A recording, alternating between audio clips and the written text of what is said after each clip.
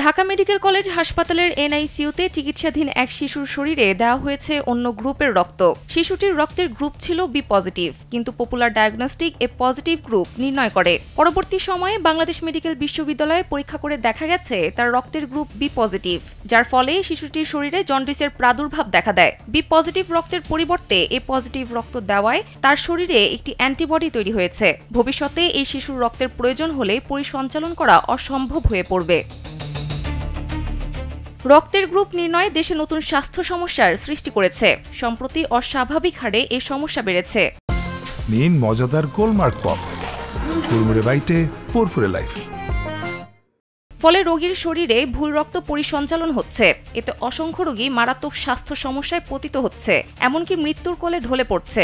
এজন্য মেয়াদোত্তীর্ণ ও ভেজাল রিয়েজেন্ট ব্যবহার এবং ফরওয়ার্ড ও রিভার্স পদ্ধতিতে রক্তের গ্রুপ নির্ণয় না করাকে দায়ী করছেন বিশেষজ্ঞরা। তারা বলছেন, দেশে বছরে প্রায় 9,50,000 ব্যাগ রক্ত পরিসঞ্চালিত হয়। প্রতিদিনের গড় হিসাব করলে প্রায় 2,600 ব্যাগ। এর মধ্যে যদি 10% ভুল গ্রুপিং ও ভুল পরিসঞ্চালনের শিকার হয়, তাহলে 95,000 মানুষের জীবন বিপন্ন হবে, যারা মূলত দুর্ঘটনা, অসুস্থতা বা অস্ত্রোপচারের রোগী।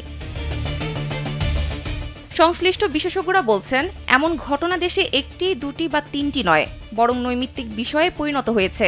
কারণ দেশের বেশিরভাগ ডায়াগনস্টিক, ব্লাড ব্যাংক এবং ক্লিনিকে রক্তের গ্রুপ নির্ণয়ের ক্ষেত্রে ভেজাল রিএজেন্ট ব্যবহার করা হচ্ছে। ফলে ভুল গ্রুপিংয়ের কারণে অস্ত্রোপচার ও মুমূর্ষু রোগীদের শরীরে ভুল রক্ত পরিসঞ্চালন হচ্ছে, যা রোগীর সুস্থতার পরিবর্তে জীবনকে বিপন্ন করে তুলছে।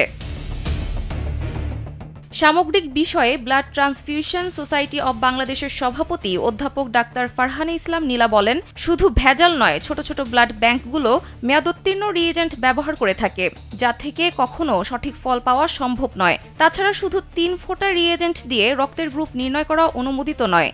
সঠিকভাবে রক্তের গ্রুপ নির্ণয় করতে হলে অবশ্যই সেল ও সেরাম, ফরওয়ার্ড ও রিভার্স পদ্ধতি অনুসরণ করতে হবে, অন্যথায় মিসম্যাচ হবে এবং রোগীর কিডনি বিকল, এমনকি জীবন বিপন্ন হতে পারে।